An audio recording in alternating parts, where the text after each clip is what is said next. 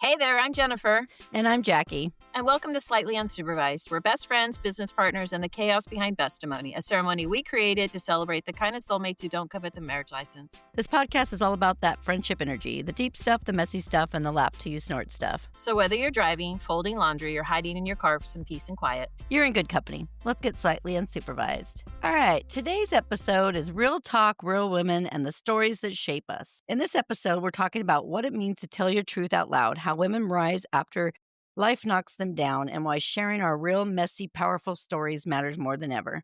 Melinda is one of the incredible voices behind the Chickology Podcast Collective, a space for women-led podcasts that are raw, real, and rooted in community. Chickology is all about healing in the open, growing through what we've been through, and celebrating the connections that carry us. Whether it's friendship, motherhood, heartbreak, identity, or starting over, Chickology is where women tell the truth and rise together. So today we're pulling back the curtain on Melinda's journey, her podcast Star, Women Rising, and what it really looks like to own your story and keep going, one chapter at a time. Welcome, Melinda, to our podcast. You're part of our Chickology group, and you have started Star Women Rising.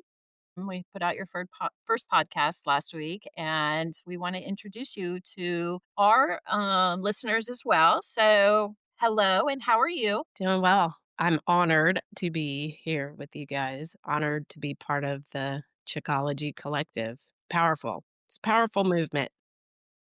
We're trying to do something with this podcasting. I know we got into it a little bit. Jackie and I got into it just kind of having fun with it. And then we kind of tripped onto this, like, wait, this is a really powerful outlet for women to come together, especially people in our age group that have lived some of life, that the life experiences that we've had. And how do we share that with people our own age for people to understand and somebody to lean into and be like, somebody gets me, but also for the generations that are younger than us that are coming through this, that these are the things that as you get older come up and that you're not alone in that. Each one of us that has been through some kind of journey has something to share with the world to help them, to especially women. I mean, I think women, Jackie and I've talked about it before, women need women's stories because we understand that better. We're emotional creatures. So we need women to understand us and to, share a story. And I know that's part of what our Chickology, why we journeyed into that. And that's how you kind of came about that you have a particular type of podcast that you do. You're part of our Chickology because it taps into something that, you don't normally find on an everyday basis. So do you want to tell us a little bit about your podcast? It's really my own personal journey, touching on spirituality and how that has played a part in my journey, a huge part. Really, to be totally honest, the whole thing has been a spiritual journey, but the different aspects of my life, the day-to-day life that has guided that or directed my spiritual journey. Right. And I feel like that's something a lot of people, I don't know, a lot of people don't maybe factor that in or think about how those connect, how they play out together. Absolutely. I want to just for a minute read about your podcast, what we describe it as, so that people can kind of get an idea. It's Star Women Rising. It's hosted by Melinda. Basically, the description is we grew up on fairy tales that told us to wait for rescue, to be quiet, pretty, and patient until our happily ever after arrived. But real women don't live in glass slippers. We rise from the ashes, speak the truth, and create our own magic. Star Woman Rising is where ancient wisdom meets modern awakening. Hosted by Melinda, this podcast tears down the myths that have been limiting women for generations and lights the fire of remembrance of who we are, what we carry, and how powerful we've always been. So that is kind of the description of that. And that's kind of what Melinda's podcast is about. And it really taps into sort of this awakening of we're born into life. This is just my analogy of it. We're born into life and we have all these great possibilities, limitless possibilities of who we are and the things that have happened before and the generational things that come with that. And as we grow little by little, we are torn down and we are redirected into some form of something that is probably not even, is nothing to do with the originalness of who we were when we started this. Is that kind of how you feel, Melinda? Is that sort of like resonate with you? That's kind of what happens to us as women? Yes, there's absolutely this programming, for lack of a better word, I think that comes into play when starts as a child that sort of tells you that the fairy tale, the white Right. picket fence, you're going to grow up and you're going to find a man and you're going to get married and have children and you sort of follow into that kind of that you find your prince charming, but I think it's really rare when we tell young women that you're going to grow up and you're going to be powerful and you're going to do what you want to do and you're going to follow your journey and tap into your intuition. And it's really this, I think, this programming that we fall into. And then you start going through life and you realize this was not what I thought I was signing Definitely. up for. Right. And it's weird because in particular women, I feel this deeply, is that we are programmed so strongly into one aspect of life, which is to get married, have children, be a mother, be a grandmother. Where do we define ourselves as human beings in that? Not that those aren't beautiful things and they're wonderful and we've all experienced it and we all have great things to say about being mothers and now grandmothers, but it's not a definition of who I am as a person. It is part of my journey, but part of my journey is my own self. And we girls are not necessarily taught that you could be this powerful human on your own journey that has a lot of things that you can affect and do and be part of and change the world with it, because we're not really taught that. Don't you feel that way? I mean, I know I feel that way. I think on every level, we're sort of pushed to believe that our journey isn't really our own. That we have to rely on some outside hand that's going to determine where we go, what we accomplish. And like you said, I mean, being a mother, being a grandmother, those are some of my best roles, right? I've enjoyed that, but that's not all I am. Right. I had a career, even in that, there was sort of this defining of who you are or that career becomes your identity or, we have so much more that we can tap into, but I think most people don't realize that. It's kinda like the hand of fate. "Oh, well, Yeah. this is how it's gonna go for me." That yeah, and that's not true. That's not true. We definitely decide who we wanna be, what we wanna do with this life, and I think a lot of people don't realize that. I think we have been programmed. I think that's it. We've talked about this and we were gonna do a podcast on it, but it's the Cinderella fucking story that gets us all fucked up. And Mhm. um That's what I was gonna say. yeah, Cinderella is a bad example to girls, and what do? We feed it to them like it's the greatest thing on the planet as little girls. We dress them up like that. We buy them everything that makes them look like a little princess. We put these little tiaras on, they put their little dresses on, they got their shoes on. We watch that show over and over again. What are we doing to our girls? What is that actually doing? Because that story is about finding Prince Charming who changes your life and makes your life better. And that's the end of the story. She just goes off with Mr. What's his name, and there is no aftermath. What happened after that? That's the part that's missing in that story, don't you think? What happened after that, after she married Prince Charming and all that? Well, he probably, did some terrible things. You probably realize he was really a toad and that he was not all he was cracked up to be, kinda left you high and dry, maybe found somebody else. Who knows? I mean, that story I'm sorry, am I being too much? No. That Good. is the Yeah, no, the I'm in reality of agreement it, with you there.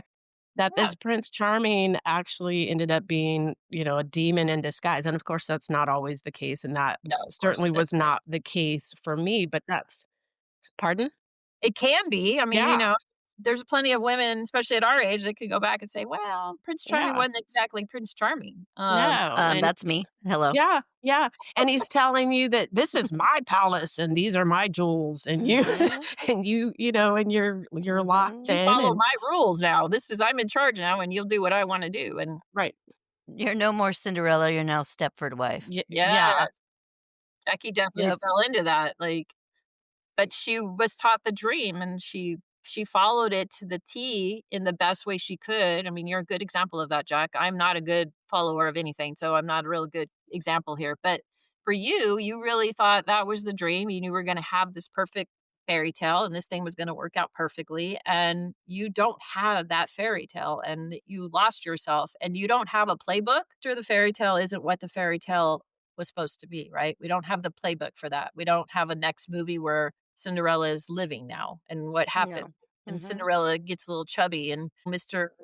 Prince Charming doesn't want chubby Cinderella. He wants, the one that Or fits a in. younger Yeah. Yeah. Cinderella, yeah. The Cinderella that's all haggard because she's running around after kids and she's trying to Taking care of everything. taking care of everything, Yeah. yeah, there She's is back no to her playbook. original life, but now she's with Prince Charming, and he's like, "This is boring," or she's in her sweats because she's freaking tired. I Right. mean, no, like my daughter-in-law just had a baby, man. I go over there, she's just barely hanging on. It's like, Yeah. And little does she know that's forever, right? It's not doesn't just stop at having a baby. You're now Mhm. incredibly vulnerable now with children, and there's so much that you don't think about or anticipate. And in that Cinderella story too, there's also this level of now you're trapped, mhm, right? Because you've yeah, been Yes. programmed to think that you can't do it Mhm. right. without Jack, you had that Yeah, particular. when they got the control. Yeah. yeah, You don't know where you're gonna go. You don't know what you're gonna do. I had it There's a no, little. like you said, there's no continued story to go by. Okay, then what happens now? What do I do now? How do I get out of this?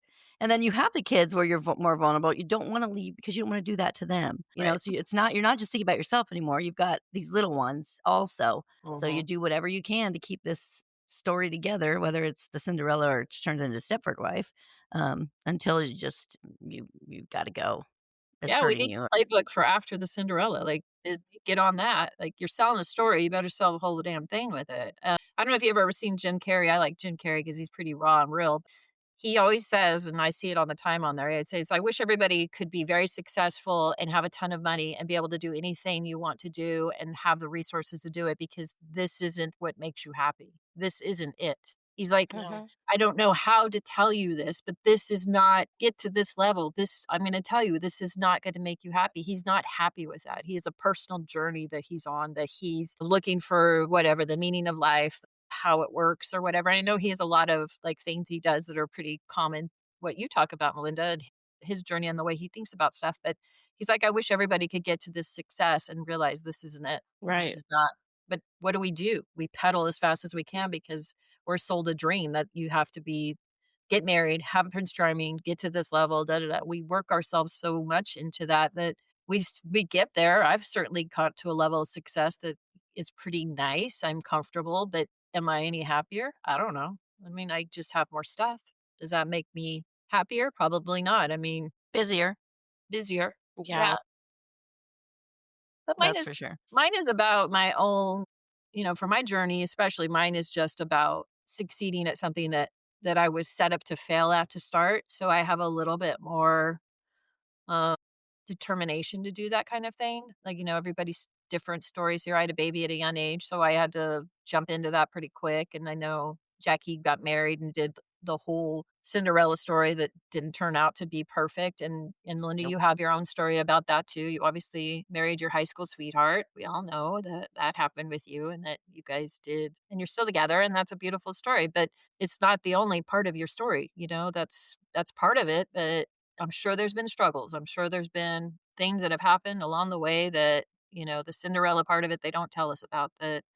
Um, staying together at some point is a lot of work. yeah. Mhm. Just to be with somebody in that regard is a lot of work for us. Yeah, definitely we've had our struggles, but I will say within that, Greg has absolutely supported my spiritual journey, which has been tremendous. I mean, I know sometimes he's looking at me going, "Okay," but he respects it. He Mhm. respects that aspect. So that has been very powerful in our relationship. I'm a super independent, I'm kind of like, I'm going to do my thing. And, I bring up things and he just kinda, I don't understand, but Right. I honor that. So I've been very fortunate in that, and I have been surrounded by people who have honored my journey and accepted, well, this is her journey, this is where she's at. It hasn't always been easy, and I definitely get the naysayers, and I come up against a lot of challenges and challenges within my own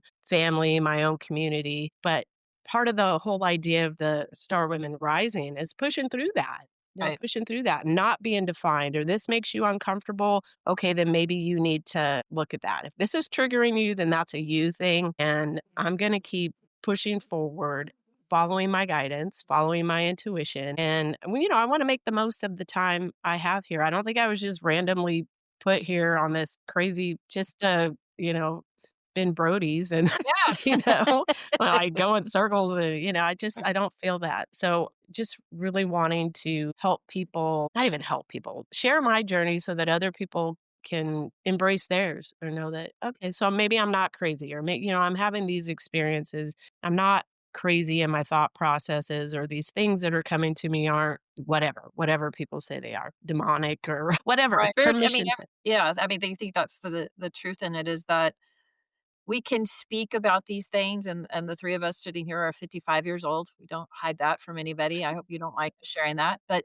we're 55 years old. So we have 55 years of experience. Some of it was just in childhood and we weren't really doing anything. But if you had started this journey, Melinda, when you were at 20 years old versus 55 years old, you wouldn't have, I mean, we wouldn't have the ability to even withstand the negativity that would come at us. We would all Mhm. crumble, I'm sure, telling our stories because the story is we're not able as a human being or as women, we're not developed enough in our thought processes and who we are and the journeys that we've been on to have those conversations, and that it becomes imperative as you get older that we come back and we say, that's at least how I feel. We turn around and we say to the ones behind us, the ones that we used to be like, keep coming. It's okay. It's going to work out. We've all been through journeys. We've all had stuff. And we're telling you, we're sharing those stories with you because we want you to feel seen, heard, and somebody can speak for you when you cannot speak for yourself quite yet because you might feel these things, but you don't have the ability to withstand the criticism that comes with being this way. I mean, I think that's part of it. And I think that's part of you sharing your story with us or your podcast with us in is going to help people because there's a lot of people that don't have the strength to speak and they weren't raised that way. They don't have the ability. And so when you say it, when you give it a place, when you give it bring it to life, you give people permission to feel that way. And I think that's a powerful experience, don't you? Yeah, well, it's the maiden, the mother, the crone, right? And speaking now as a crone, Yes. not a beautiful term, but I embrace it. There's the level of wisdom that you acquire throughout your journey, which is part of it, right? It's a learning experience, but then it's what you do with that. It's what Right. you do with what you've learned and where you take that. And for us, you talk about friendship, talking about some other things, but then sharing that. And hopefully there's people that have the wherewithal to listen to that, because it doesn't always fall on the right ears, or people, they're not in a place to hear it. But for those who are, you can persevere. You can build what you want, not what somebody else wants, but what you want. Follow your fire. Those Right. things that you didn't think you could do or you didn't think were possible for you are absolutely available to you.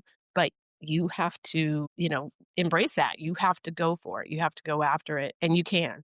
And I Yeah. feel like that's my message, whether it's on a spiritual level, that's where I'm at. You talked Sure. about, having things. Yeah, I have things, but they certainly don't define me.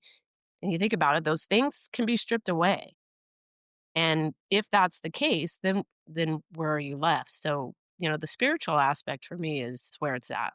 My focus is where I'm taking this. Right. And that's the part of you that is your passion, once you find something that you're passionate about that you can share or that you can help other people with, that's really just a gift that you were given that you were able to share with other people that don't have it or don't have the ability to find that. And so, we share our gifts. This is part of this Chickology thing is that there's a lot of life that happens between Cinderella and later in life, and how do we navigate some of that stuff? And you're not alone. Like Jackie's got a powerful story too. I mean, she just does, and I try to give my story too.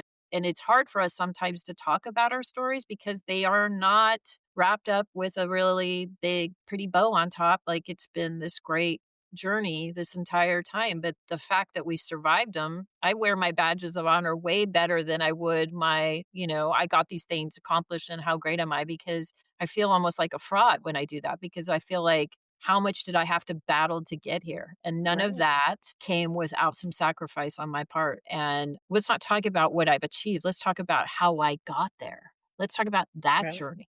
That's where the power lies, right? How to Yeah. pick yourself up and go forward. Yeah. And too, another challenging aspect of sharing the journey is they involve other people. Right. Mhm. You Right. know, like, Right. you know, that for me is probably sharing that, just trying to share it in a way that is just my experience, my perspective, what I saw, and not Mhm. villainizing really anybody, but it's just this is where I landed, this is how I dealt with it, and trying to share it in a way that isn't for me. I'm not trying to bash or finger point Sure. or do any of that, but just my experience of certain things, how things played out. I find that a little challenging, but Mhm.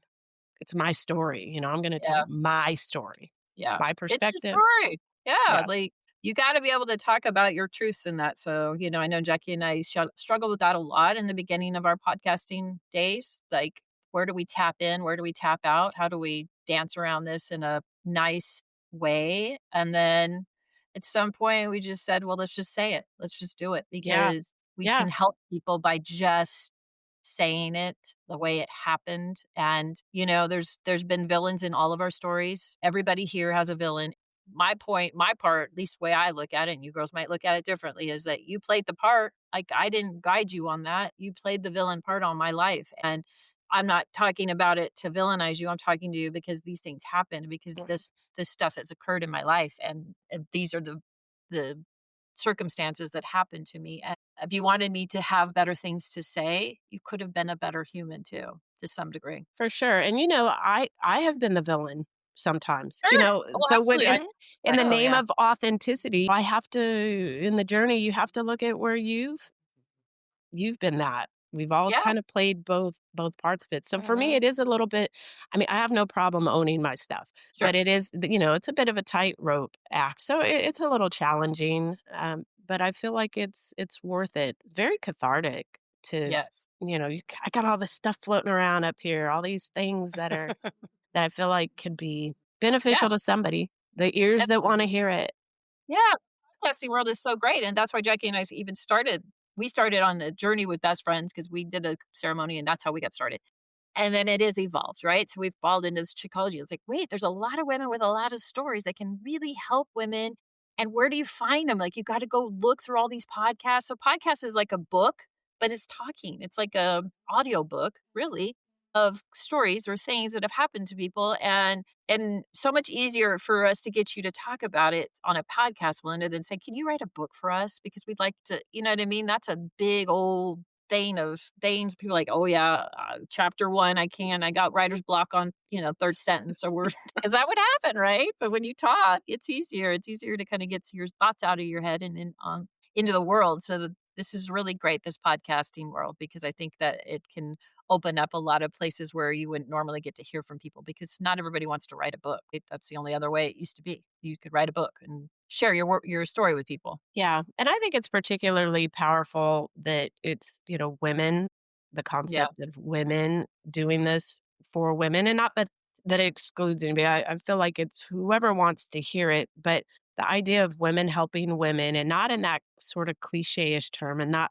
that that's a problem, but if we want the world to change, if we want things to change, I feel like it's going to be incumbent upon women to do that. And that's going to require us stepping out of these programs, stepping out of these roles, or looking at these roles differently. They don't define who you are, and we've got to come together. And if there's going to be any real significant change, because this world as it is has been going on for a long, long time. If there's going to be any really significant change, I think it's going to be women. And one of the ways we do that is we start embracing each other, because a lot of times we're pitted against each other. I think that's a whole other podcast, which I tried to start one and then I just fell apart on it.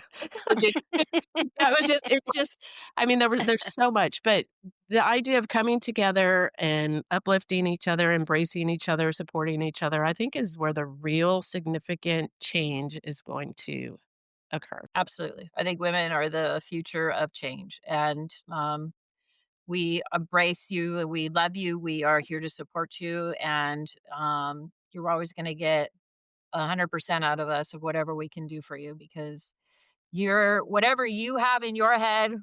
We know it is important for other women to hear it and that other people have the experience that we have with you as well. So we want to welcome you to Chickology and we invite everybody to check out her podcast, Star Women Rising. It's part of the Chickology Podcast Collective that we've got going on Apple Podcasts. We've got them everywhere. I don't even remember all the avenues, but we've put it out everywhere. So find it, listen to it. It's got a lot of good stuff in it and she's got a lot of stuff to share with you and she's just getting started. I mean, who knows where that's going to go and how far you're going to take this, but I know for personally, I think it's maybe your episode 3, the menopause one about us capturing our power in that menopause world is a great podcast for women our age in particular are going through this. And she's got a whole nother spin on it and it's amazing. And you definitely want to tune into that one because we are damned for it and maybe it's our power too. So, I want to shout out to you on that one too because I edit your podcast. So I listen to these way before anybody else does. So I know what's coming. And you're one of our friends. We've known you for a long time and we just want to thank you for taking this journey with us and giving your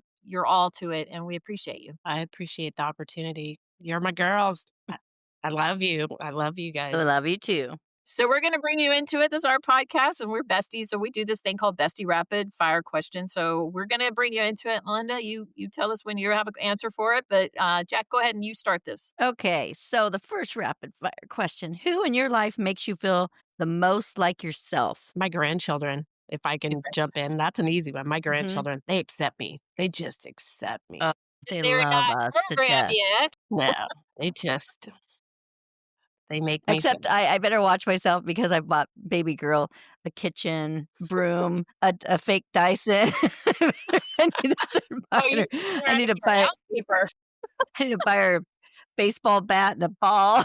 Yeah, you gotta get her that. Like, get her some of that. I did put her in a tutu though with a sweatshirt. That was cute. That was not like there was no crown or anything. You're allowed. You're allowed. Well, Jack, to do who's that. your person in your life that makes you feel more like yourself? I was gonna say my grandchildren also.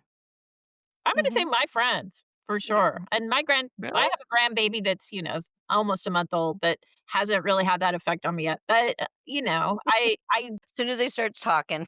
yeah, they get to it. But I think for me, and maybe that's it because the judging isn't there because the freedom to be who you are and to feel accepted wholly is probably in the youth, the children still. They're before, they got sold the Cinderella story and tried to roll down that thing. So that's probably coming down the pipeline. But for me right now, I would say my friends. Okay, next question. What's something your younger self would not believe about you now? Melinda? I would say some of the connections I've made. I'm a very fortunate person to have made on that spiritual aspect some really deep, amazing connections.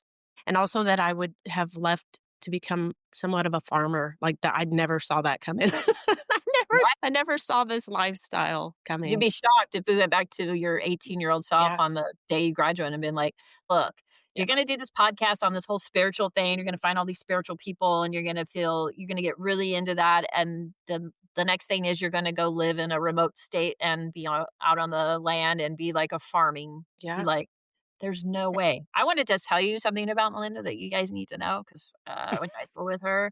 She was the scariest softball pitcher on the planet. I literally gave up softball because I had to go against her because her pitching was she's known for this. Like, she's a phenomenal softball pitcher and nobody wanted to go against her. And I don't even know how you ended up on that mountain being that pitcher because you really you belong in the Olympics or something. I mean, your pitching was on fire and you were super competitive athlete. So this whole thing of the spiritual, it's a very partake from that. So, that's part of her backstory that people should know about her, that she was a phenomenal, phenomenal softball player and went on to do many things with that and had children and gave that up a little bit. I think from a little bit of that standpoint, you had to kind of give that up. But did you ever play softball, Jack? No. Only in the 8th grade against the teachers, remember? You never went around this fastball that Melinda Oh, threw. no, I know about her fastball. Yes, definitely. Yeah, she's known for it. Everybody knew about her fastball. Well, the funny I thing was a about big that, Melinda supporter. but the pitching thing came about because of one of my best friend at the time, one of her dad told me that I would never be a pitcher. Oh, so he Oh, good for you. fire in you. Yeah. You showed him, girl. I mean, honestly, I gave up softball because of you. I'm like, nah, I don't want to give this up. All right. The next one. What's one thing you think every woman should hear more often? That we're doing a good job. I see you and I See you. understand you. Like, I see you. I understand. Those are two powerful things that can really change somebody, because when you see somebody for who they are and not what your perception of them is, but just, I see you. Yeah, I see you. I see what you're doing and I understand. I support you. I'll give you support for that. Like, I think those are really powerful things that women need to hear more, that we don't need to play a role, that we can be on our own 2 feet and be seen for that and also encouraged. I think that's important. So that's, for me, that would be what I would say. Do you have anything you girls want to add to that? You're enough. Mhm. You don't have to You don't be everything to everybody. You're enough. You can Right. but know that within yourself. Right. It starts within yourself. Yes. Mhm. Because once you find that, once you think of that about yourself, then it's just easy. Because anybody else that naysays you or does whatever, you're just like, yeah, I'm good. I'm good. I'm enough. Yeah. When we stop Mhm. seeking the approval of that to Yes. just be on our own would be powerful. Yeah. So, okay. What makes someone a Chickology woman to you? I think a storyteller with a purpose is really what I would say Mhm. about that. Someone with a story. Yeah.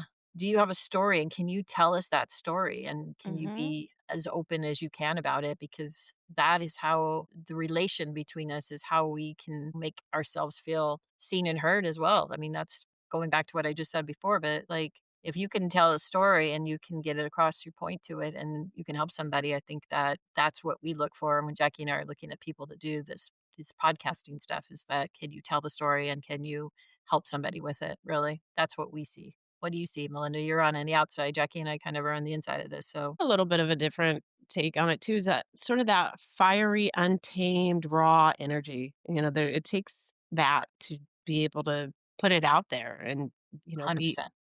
be unsupervised. Right. Exactly. Slightly. You need it. You have to have the conviction to want to do it, and you have to be able to relate that to people. We'll find more. Jackie and I are always looking, and you certainly would like anybody that's interested that has a story to say and can help people, and that's your mission in life, then we want to hear from you, because we definitely are looking for more people. We're just starting this and we're just on a journey with it, and so we always invite people to join in with us. So, okay, Jack, you're next. What do you think friendship looks like at its best? Non-competitive support, period. Can you just give me support without women? We got to do a podcast on. Period. You mean exclamation. Yeah. So we need a podcast on just, girls, stop with the competitiveness. Good God. And I know we're out of it a little bit. We're too old for that now. We're not like Mhm. vying for the same attention from somebody. But I go into like where the hairdresser is, or I'm around these 20-year-olds again, and I'm like, good God, you got the same problems we all had. And it's like so silly because But I don't remember us, like, compete like, these moms now, like, they all wanna look like, for Halloween, I wanna look better than the other one. They have to do they're more worried about their outfits than their own kids' outfits anymore. Seriously. It's competitiveness, so telling you where sad. that comes from. But we didn't do that. I don't not that I remember unless I just because I know things are different than what I saw, than maybe what my next person saw. You know what I mean? We all see it differently. But But I we don't remember us ever being like that. I don't think we had a platform. They have a platform to put all their pictures. Yeah, Because that's of true. TikTok, that's true. It does It's make it a little changing the way they behave because they are competing with each other, but then they're like Mhm. looking for the confirmation they looked really good on approval from the yeah, others, on yeah. the internet, and as many likes as you get is, popular you are or whatever, and like you can get lost in that, girls. Like, you're gonna at some point put that sword down because you have your 20s. I'll give you your 20s. They're great years, and you have a lot of good energy, and you're young, and you're vivacious, and your skin looks good, and your hair looks good, and your clothes fit good, and then it will end. And then when that happens, and it happens, who are you? When all that's gone, because it will go away. And, Mhm. they're also competing with AI. I think a lot of people that are in those circles, they don't understand that some of these things that you're seeing are not real. That person. Yeah. Not even a real person. Yeah. Yeah. Well, okay, so I won't say okay, so we have a person that me and some other people know, but anyways, she put a new profile picture out, and, all of us right away, as soon as it came out, we're like, "That is not her. That is AI." And as you watch the comments, like, none of us would say it, but then all of a sudden it got to where someone's like, "Is this AI?" Hey, Poor girl. Like it's like, "That's not you, though. That's a false advertisement." Now these dating apps, they're gonna be able to make themselves people are really not gonna look the same when they go on a date now with Like, AI. looking at the picture going, "Oh." Well, you've got okay, some of it, but no, that is not. Wait, you look like this conservative, cute little mommy, but now you look like you followed someone in the '80s for too long, Grateful Dead or something. well, I edit photos. This is a true story. I edit photos for weddings because we take little packages. You know this, Jackie. And sometimes Mhm. I'm editing photos, and they're not good picture takers. Everybody, there's people that love the camera. The camera loves them, and they look great on everything. And then there's those ones that aren't. And you're staring at it, and you're like, I know she's not going to be happy with these photos. So what do? I roll down to clarity and texture, and I throw it way over. I'm like, better. Like, that's how I'm doing it because I know when they look at it, they're gonna be like, "Oh my god, I see, like, the, Like, Wrinkles. crow's feet." Yeah, like, "What is all that?" Like, so I am a good editor for women my age because 'cause I'm like, "Girl, I got you. I got you. I'll fix." She does, she spends lots of time. I take a lot of time, but It is I very sweet of you because you could yeah. just give them what you got. I know, not me though. I'm like, I want you to feel good when you get these. Like, you looked really good that day. And here's, I'm helping you out a little bit with that. So I can't even imagine being 20 years old. Maybe when I was 20, I wouldn't care. I'd be like, yeah, I look good. But then it ends. And then you're like, let's not put so many pictures on the internet of us anymore. Like, okay. Anyways, what's your personal red flag in friendship? I don't like selfish people. I just don't. It's not a thing for me. I will the minute I think you're too selfish or something, I'm usually out and tap out. I'm like, this isn't the person for me. I don't want to spend my time with them. But everybody has this thing that kind of makes it go the red flag goes throwing up on something. Jack, what's yours? I think I've said that before, selfish people, one of mine. Or just me I'm just I don't know, just not real Addie. people. Yeah. Huh? Melinda, do you have anything to add on that one? you know how I am. I said I'm not a really good friend. I'm kind of a solo person, so I feel like anybody who can't just sort of accept that if you need something, I'll be there and I'll check in on it. But if you can't accept what I can give, that usually sends me running to the hills like, "Oh, nope, no," because Right. I got a lot. I got a lot on my plate, a lot going So on, what you're and saying is you don't want more. You don't want them to want more from you. You'll be yeah, there I mean, just at an emergency, but you yeah, got your own life going on. Yeah, you yeah. do Don't out keep there. them too much. Right. I mean, Exactly. I can I can be supportive, I can be a good friend, but I Yeah. also, I can't be locked down. Sometimes people want you to be their person, and I'm just not that person. Mhm. Just being honest. That's okay. No. We No, want you to you're be good. honest. That's what it is. I've known you since 4th grade, so obviously you're doing just fine. That's right. You keep friends. All right. If this episode hit you in the feels or made you laugh way too hard, we consider that a win. Be sure to subscribe, leave a review, and share it with your ride or die. And when you're ready to make your friendship official, book your testimony at rhinestoneweddingchapel.com. Because the best love stories don't always come with a ring.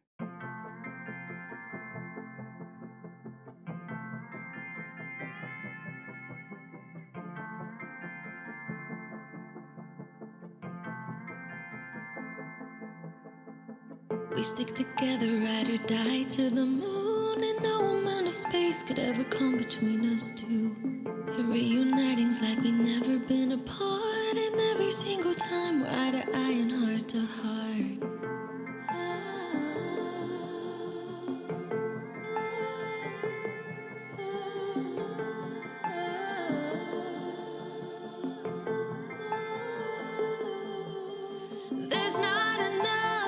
words to describe what you mean to me. Through heartaches and ups and downs in this life, you've stayed right next to me. I vow to make you laugh till you cry and talk about everything under the moon. The definition of a best friend is you.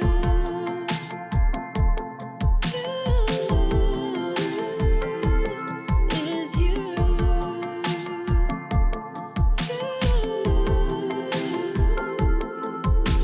And we'll keep dancing through the rain, forever connected. Same page, we're writing our story every day.